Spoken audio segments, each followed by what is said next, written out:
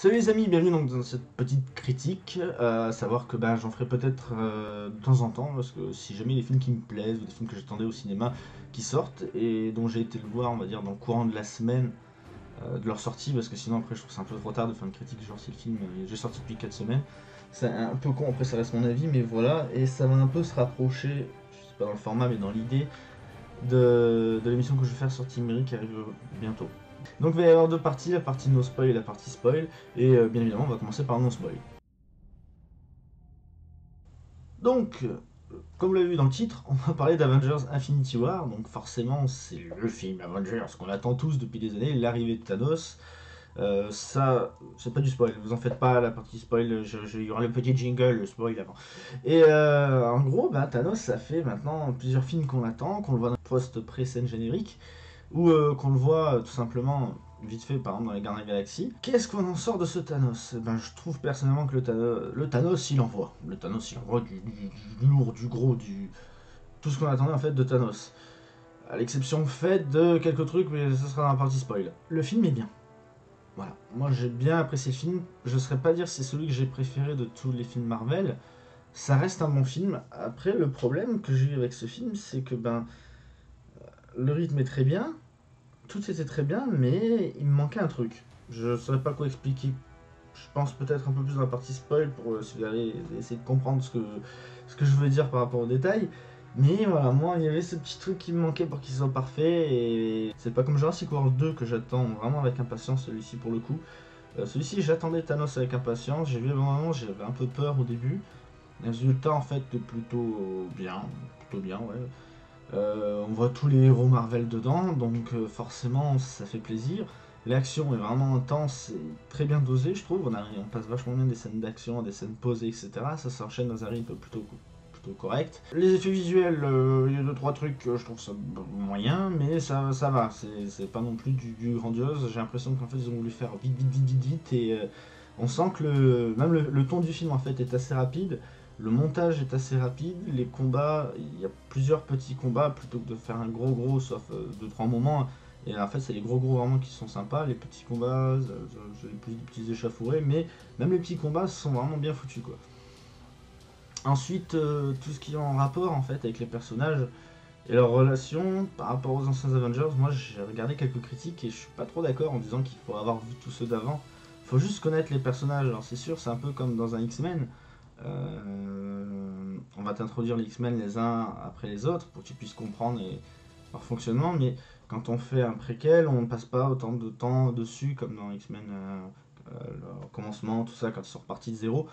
Et c'est ce qui m'a un peu rendu triste, c'est d'entendre tout le monde qui dit bah ouais, il faut avoir vu ceux d'avant, parce que ceux d'avant en fait, ils sont importants pour ceux d'après. Bah non, je suis pas d'accord. Moi j'ai trouvé que, à part la relation dans Civil War, si vous avez vu Civil War, petit spoil, entre la séparation entre Captain America et Iron Man, je pensais que ça aurait un peu plus d'impact. Bon, ça a un impact tellement dans le film, mais je pensais que ça aurait un peu plus un impact majeur. Donc voilà, ce qui concerne le film, en tant que film Marvel, c'est un très bon film Marvel, c'est un très bon, on va dire, final, parce que c'est en deux parties, donc voilà. C'est un très bon final, une grosse surprise, surtout pour la fin, une grande surprise positive, donc jusque là ça va. Et que dire à part, foncez le voir si vous aimez les bons films d'action et que vous aimez le Marvel, le super-héros. Donc voilà. Donc, maintenant qu'on est à la partie spoil, on va un peu plus s'amuser, c'est que vous avez vu le film, sinon coupez court. Hein. Moi ce que j'ai beaucoup aimé dans le film, c'est que Doctor Strange était présent. Gardiens de la Galaxie, il y avait tous les personnages, un peu déçu qu'il n'y avait pas Ant-Man. Pour moi personnellement, j'aurais bien voulu voir Ant-Man. Après, Œil de Faucon, enfin ok, c'est un personnage que j'aime bien, mais je vois pas ce qu'on peut faire de plus avec ce personnage, alors que les autres ils ont une background beaucoup plus développée. C'est pour ça que même Natasha Romanoff, la Noire, on la voit histoire de faire les scènes d'action, mais c'est tout quoi, elle a pas d'enjeu majeur là-dedans. Contrairement à Iron Man, Spider-Man, où ils vont carrément le vaisseau de Thanos pour affronter Thanos. D'ailleurs, la bataille où ils sont tous ensemble pour essayer de lui retirer son gant, c'est vraiment la scène que j'ai préférée, ça avec le début, où il y a le bras droit de Thanos avec un peu télékinésiste, etc. Où il y a le combat face à Doctor Strange et le chauve là, on dirait dans Snoopy, l'espèce de Charlie Brown. Et voilà, enfin, Le film est vraiment sympa, j'ai vraiment adoré ces relations avec les personnages qu'on les amène jusqu'à la fin. La fin, voilà quoi. Mais bah, Loki mort. Moi perso ça m'a gêné, j'étais pas bien, j'étais là en mode non, pourquoi vous avez tué Loki? J'aime bien Loki moi non.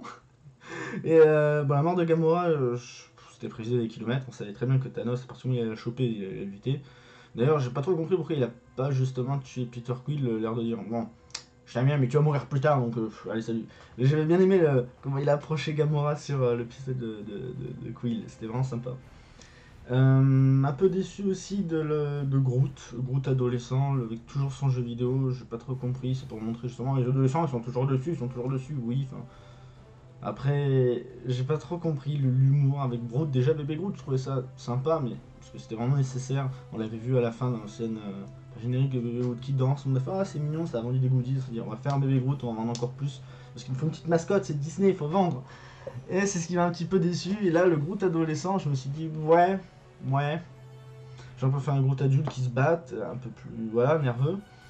Bon, il a son unicité, hein, c'est devenu le marteau de Thor, enfin le marteau, la hache, non, parce que Thor a une hache. Ça aussi, ça m'a un peu...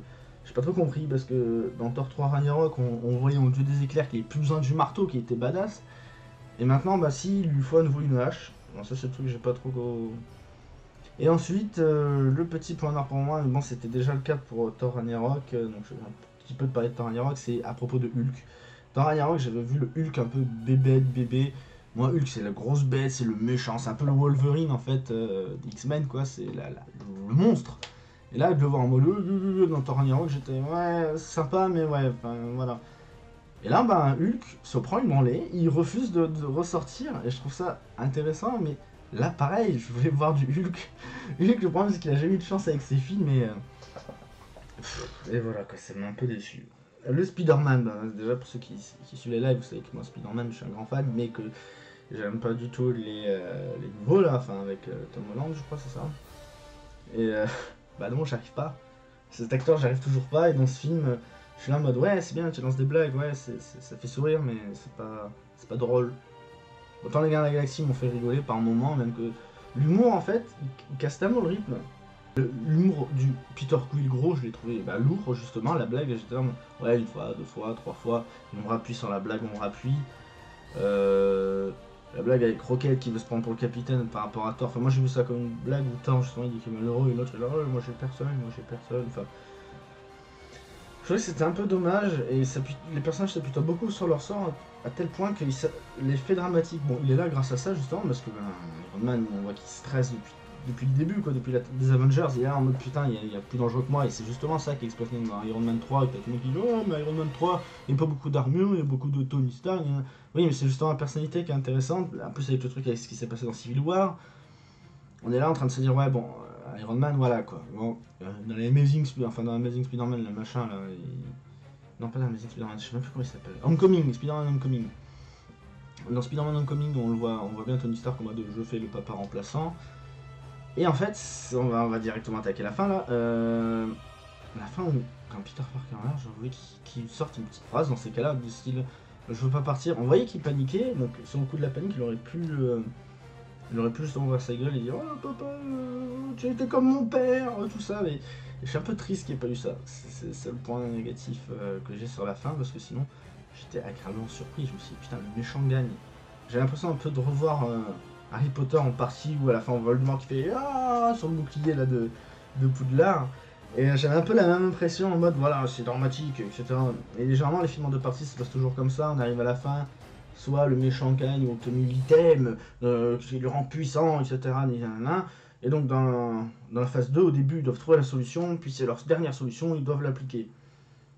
Doctor Strange qui disparaît, moi ça m'a fait faire en mode ah ils vont faire comment.